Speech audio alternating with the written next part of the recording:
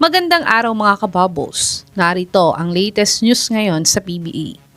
Commissioner Willie Marcial, sinuspindi ang isang PBA referee sa laban ng TNT at Meralco sa Game 5 at maaari pa siyang maban sa ginawa niya. At hinihiling na mag-improve ang mga referees na nagkakamali sa mga pangalan ng mga players. Greg Slaughter, tuloy na sa pagbabalik sa PBA sa Commissioner's Cup.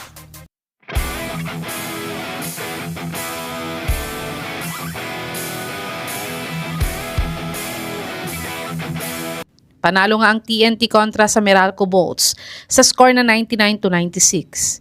At ang best player ng larong ito ay si Jordan Heading na nagtala ng 31 points, 4 rebounds at 5 assists sa kanilang panalo.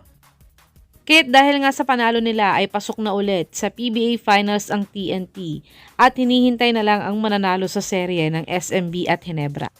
At nagpasalamat naman si Coach Chot Reyes sa dalawang heroes ng laban na to. Ayon kay Coach Chot, ay nagpapasalamat daw siya at ang buong TNT management sa heroics ni Jordan Heading at Ray ng Batak sa final seconds ng Game 5. Kung wala daw silang dalawa ay baka hindi pa sila makakapagpahinga at makakapasok ulit sa PBA Finals.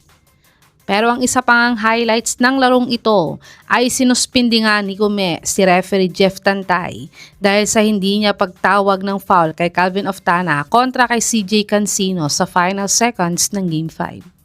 At ayon pa kay Gume ay pag-aaralan nilang mabuti kung suspended lang ba ng ilang laro o ibaban na nila siya sa buong PBA playoffs. Sa tingin mga kabubbles, tama lang ba ang suspension sa referee na to o dapat ay mas mataas na parusa ang ipataw ni Gume? I-comment niyo na po yan sa baba. At sa pagpapatuloy ng balita natin ay nakikiusap daw si Gume sa mga PBA refs na mag-improve sa pagtawag sa mga pangalan ng mga players. Nangyari nga ito ng 2 beses sa PBA.